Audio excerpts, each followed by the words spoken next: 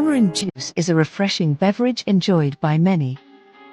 Making tamarind juice at home is easy and rewarding. Start with about 100 grams of tamarind pods. You will also need approximately 2 cups of water. To add sweetness, have some sugar on hand. If you want extra flavor, consider using ginger. Begin by peeling the tamarind pods. Remove any veins and expose the sticky pulp inside. Next, boil the 2 cups of water in a saucepan.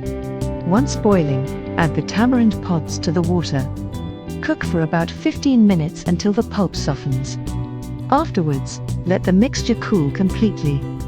Separate the seeds from the softened pulp using your hands. The pulp should easily yield to remove the seeds. Now, add sugar to taste, mixing well. For a zingy twist, grate some ginger into the mixture. Finally, serve the tamarind juice chilled over ice. Enjoy this delicious and refreshing drink.